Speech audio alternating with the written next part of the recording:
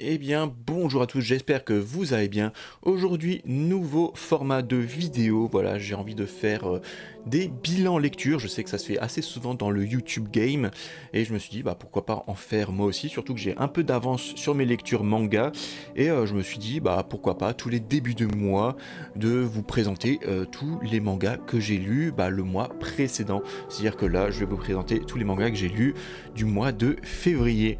Et je peux vous dire qu'il y en a 5 séries de mangas que j'ai fini et du coup vous allez avoir mon avis en express.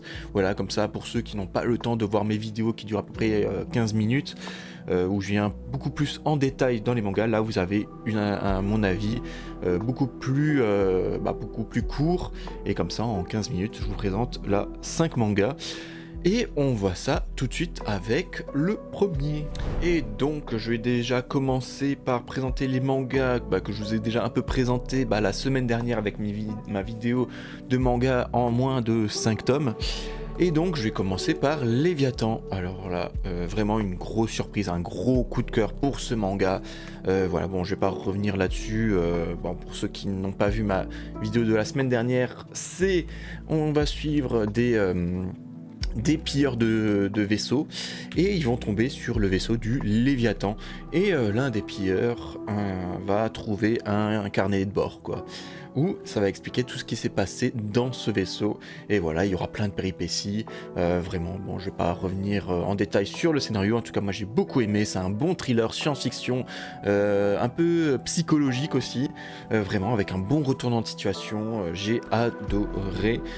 Surtout que c'est un grand format, on les trouve facilement en occasion pour à peu près 15-20 euros les 3 tomes, donc ça vaut vraiment le coup. Et donc je vous recommande vivement Léviathan, qui pour moi est un manga beaucoup trop sous-coté. Franchement j'ai vu quasiment personne en parler et pourtant c'est vraiment incroyable. Donc gros coup de cœur pour Léviathan. Et on va poursuivre avec un autre manga que j'ai présenté la semaine dernière de ma vidéo de 5 bons mangas en moins de 5 tomes, et je vais parler de Doubt. Alors je sais pas trop comment ça se prononce, D-O-U-B-T, voilà, moi je dis Doubt mais je sais pas si c'est comme ça. En tout cas, moi je peux que vous le recommander si vous aimez les survival games. Vraiment c'est un très très bon survival game. C'est pas mon préféré que j'ai lu, j'ai préféré les King's Game, mais ça fait vraiment le taf, surtout qu'on peut les trouver vraiment pour pas cher du tout. Voilà, entre 10 et 15 euros, on peut trouver l'intégrale de Doubt. On peut même trouver tout l'intégral de l'auteur, de Yashiki Tonagai, voilà, qui a fait les Judge, tout ça. Souvent ils sont en pack et on les trouve vraiment pour pas cher du tout, donc n'hésitez pas. Si vous aimez les survival games, vraiment, foncez. Après c'est une série qui est assez connue. Alors, je vais un peu raconter l'histoire, même si j'ai déjà expliqué la semaine dernière. En tout cas, c'est un groupe de lycéens qui vont participer à un jeu qui s'appelle le Rabbit Doubt. Alors, il y aura les participants, et donc, ce seront des lapins. Dans la série, ils n'ont pas de masque. Mais parmi ces lapins, parmi les participants, il va y avoir un intrus qui va être le loup qui va tuer un par un les lapins, et du coup, les lapins vont devoir neutraliser le loup ou savoir qui c'est. Vraiment, j'ai beaucoup aimé cette histoire. Vraiment, il y a des rebondissements. C'est vraiment bien fait. C'est vraiment ce que j'appelle vraiment un manga popcorn. Vraiment, ça passe nickel. Vraiment, c'est que du fun.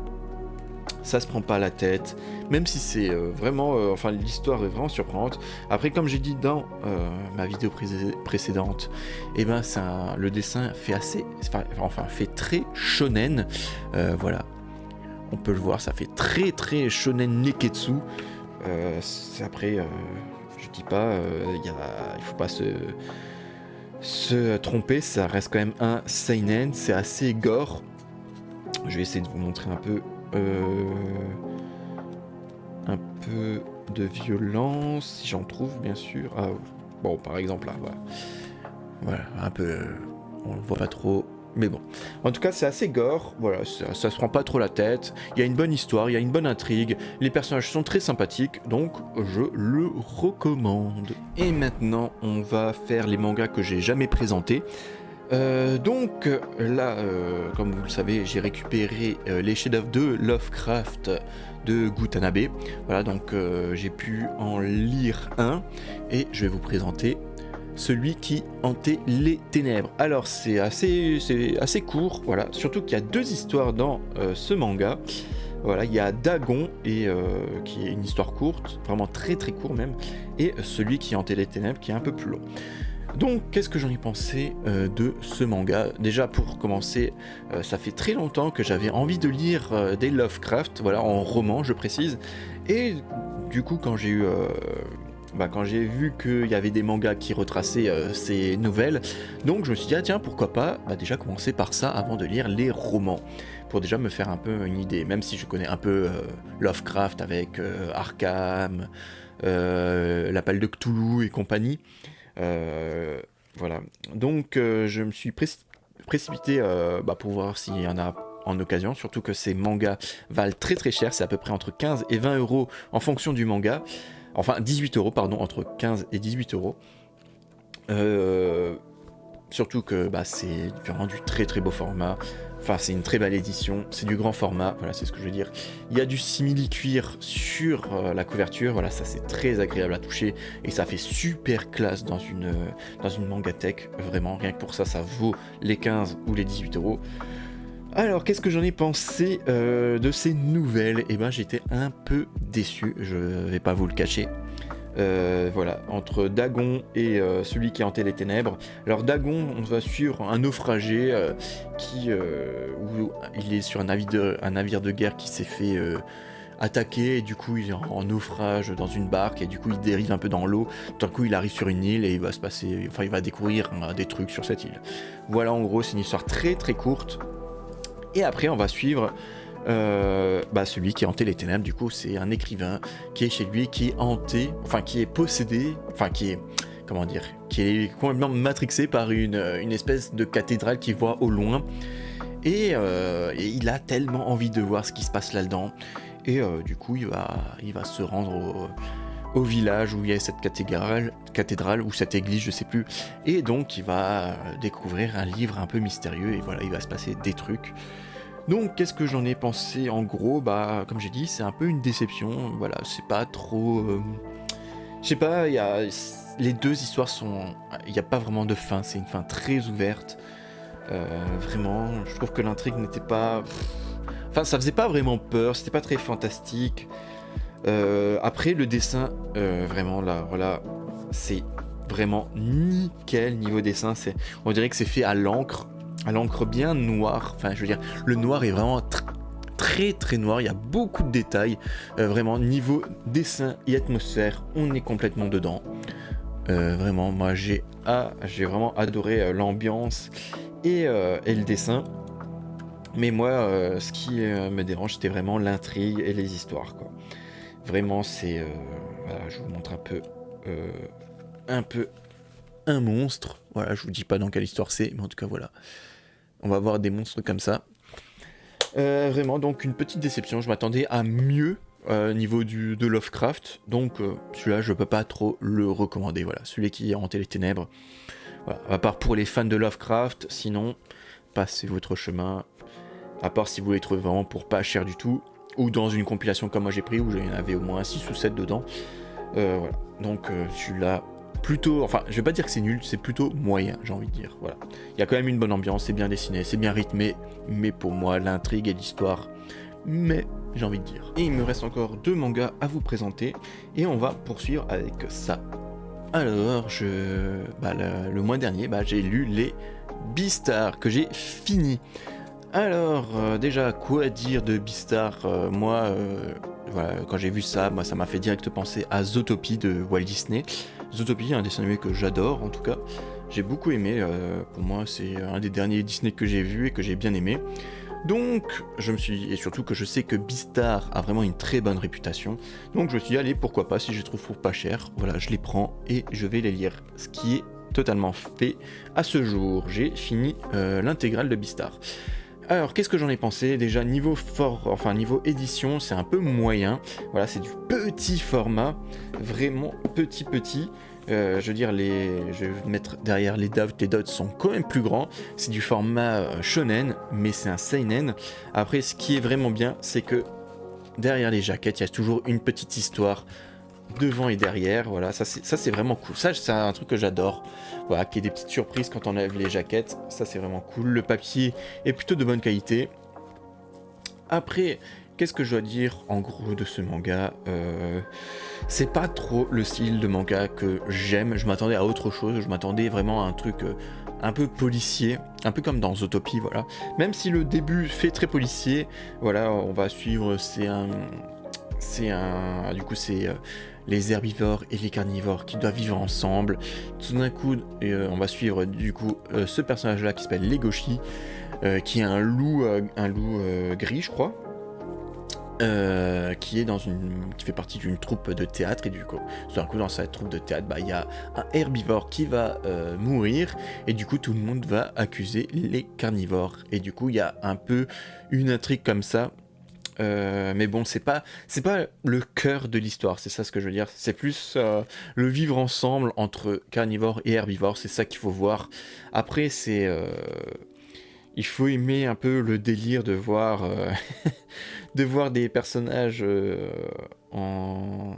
je sais pas comment on dit ça, quand des animaux ressemblent à des humains, ça a un nom très très spécifique, mais je ne l'ai plus là, si on me le dit, voilà, j'aurais dit oui, mais bon. Anthropomorphe, je crois que c'est ça, voilà. Voilà, donc ça, il faut aimer ce délire-là. C'est assez adulte, hein. Je veux dire, les propos sont assez adultes. Il y a pas mal. Il faut s'attendre à voir des lapines en sous-vêtements, hein. Voilà, c'est un délire un peu. Après, voilà, c'est pas trop mon truc, mais bon. Passons, je suis passé outre ce délire-là, même si j'ai plutôt apprécié, comme dans Zootopie, que les caractéristiques des animaux s'adaptent dans l'environnement où ils vivent. Ça veut dire que les gauchis, souvent, il va sentir tout et tout le monde, voilà. Après, voilà, c'est une belle métaphore du vivre ensemble, je trouve. Sur ce point-là, c'est plutôt pas mal. L'histoire sont plutôt pas mal. Les personnages, ça va. Je veux dire, au bout d'un moment, les gauchis, il m'a un peu saoulé. Voilà, c'est toujours à se poser des questions, voilà, à se gratter la tête comme ça, à faire un peu le débile. Enfin bon, passons, ça reste quand même assez bien. C'est pas du tout mon style de manga, voilà, les tranches de vie. Mais bon, j'ai plutôt bien apprécié cette lecture. J'ai trouvé ça un peu trop long vers la fin. Mais voilà, si vous aimez, je pense, les tranches de vie, si de voir des animaux en être humain ne vous dérange pas, je peux que vous conseiller Beastar. Et avant de vous présenter le dernier manga, voilà, je vais faire ma petite pub. Donc si vous aimez ce style de vidéo, ou si vous voulez voir que je vienne plus en détail dans mes points lecture sur les mangas que j'ai présentés, n'hésitez pas à mettre un pouce, à vous abonner, à mettre un commentaire. Voilà, dites-moi c'est quoi vos lectures du moment. Si vous voulez me parler, je live à peu près vers les 21h. Après, j'ai pas de jour prédéfini, mais je live sur cette chaîne, sur Twitch ou sur Discord. Tout est en description, donc n'hésitez pas à me rejoindre. Surtout qu'on peut parler de tout et n'importe quoi. Vraiment, moi, ça me fait toujours plaisir à ce que vous me dites toujours un petit coucou quand je live. Même si c'est, voilà, vous venez, vous dites un coucou et vous partez. Voilà, moi, ça me fait toujours plaisir. En ce moment, on live Deathloop, voilà, un jeu français de Arkane Studio que j'aime beaucoup. Et voilà, on va reprendre la vidéo. Et donc, comme dernier manga que j'ai lu le mois dernier, après l'échec de celui qui est hanté les ténèbres, enfin, où j'étais un peu déçu, mais ça reste pas mauvais, je le redis, ce n'est pas mauvais, c'est juste moyen, j'ai trouvé, enfin pour moi. J'ai décidé d'en lire un autre, et j'ai lu la couleur tombée du ciel. Alors là, il n'y a pas deux histoires, il n'y en a qu'une seule. Le tome est beaucoup plus gros que celui qui est hanté les ténèbres, même si dans celui qui est hanté les ténèbres il y avait deux histoires, là il n'y en a qu'une et qui est beaucoup plus gros. Et j'ai beaucoup plus apprécié celui-là. Alors, niveau format, ça reste la même chose. Niveau dessin, ça reste la même chose. Voilà, c'est toujours... moi je trouve ça vraiment très très bien dessiné, les noirs vraiment très très noirs avec beaucoup de détails, vraiment. Alors moi comme j'ai dit, j'ai beaucoup aimé celui-là. Alors de quoi ça parle? On va suivre quelqu'un qui veut qui veut, je crois, forer de l'eau, et du coup qui va prospecter un peu l'endroit, et il va tomber sur une maison où un homme va lui parler de ce qui s'est passé à cet endroit, pourquoi c'est désert.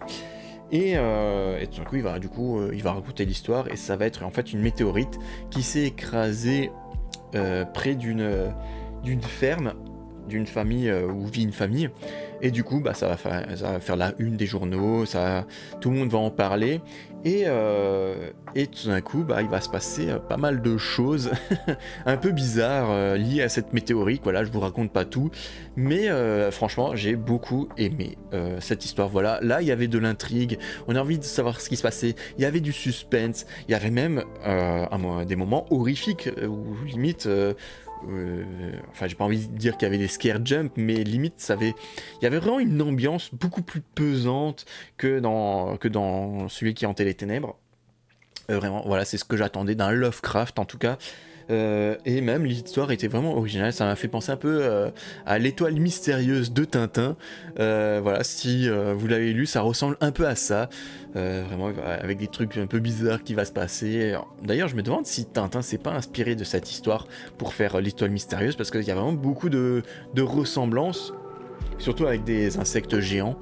Là aussi, il y aura des insectes un peu géants, mais pas que, et vraiment j'ai adoré celui-là. Vraiment là, pour le coup, ça m'a donné plus envie de lire encore la suite, surtout que j'ai vraiment les plus cultes que je pense garder vers la fin. En tout cas voilà, là celui-là je peux que vous le recommander, vraiment si vous aimez le fantastique, si vous aimez l'intrigue, si vous avez aimé un peu l'horreur, parce que vraiment il y a des scènes... franchement, j'étais un peu... enfin, j'osais pas trop ouvrir les prochaines pages pour voir les dessins. Voilà, il y avait un peu un truc horrifique. Et vraiment, j'ai beaucoup aimé ce manga. Donc, celui-là, je peux que vous le recommander. Et voilà, on arrive sur la fin de cette vidéo. Donc, soyez gentils dans les commentaires. Et l'esprit shonen. Et clap de fin.